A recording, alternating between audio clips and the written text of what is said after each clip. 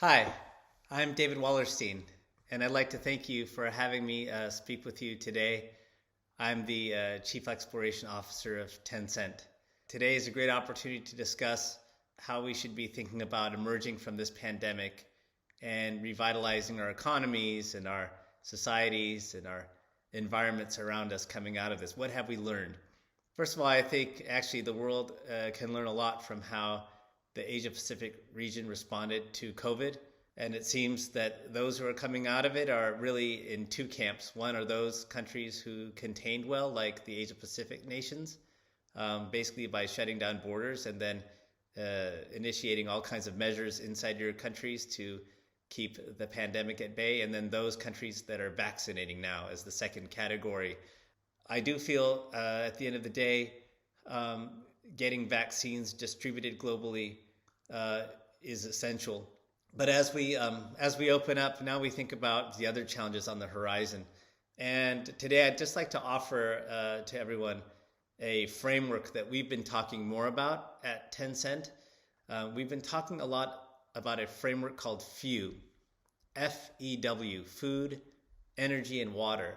You can evaluate the relative resilience of an area based on their ability to be prepared for few issues and few challenges. In most all countries around the world, agriculture is the single biggest consumer of water, sometimes up to 70%, usually between 40 and 70%, depending on the nation and depending on that nation's water dependency for energy, which is also the other usual biggest category for those nations that are whose energy resources like thermoelectric power are water dependent. And when you start solving for one of these areas, you make the other areas more resilient. It's kind of a triangular relationship where strengthening of any one can strengthen the others. And when you think about climate change, in my view, it really is about food, energy, and water.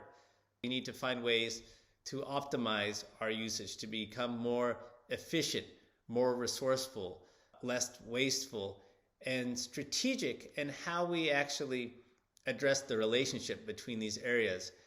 We've already been able to demonstrate pretty decisively the power of artificial intelligence when applied to both indoor and outdoor agriculture.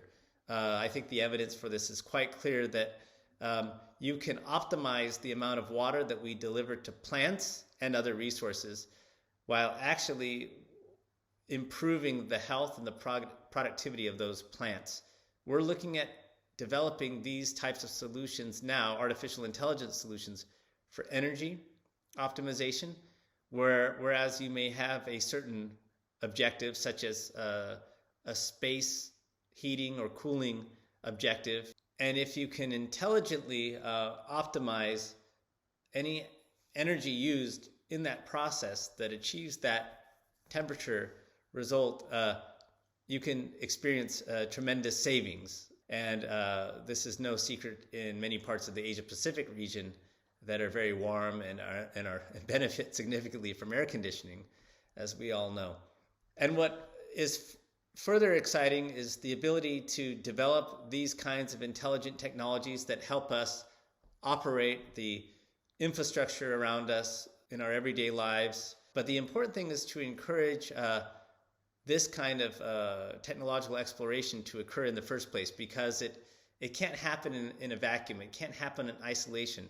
They need to work with parties in the energy field, parties working on water utilities, and farmers, those working in agriculture and serving farmers. And those are the types of dynamics that are at play whenever you're implementing a software-based solution. There's a lot of potential for us to deploy these types of software-based solutions in a way that drives efficiencies and can achieve great benefits, but also moves fast.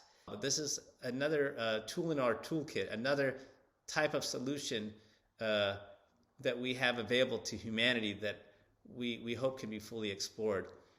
So I leave you with these thoughts today. And I hope next time we're able to have this discussion in person. Thank you for having me. Best wishes.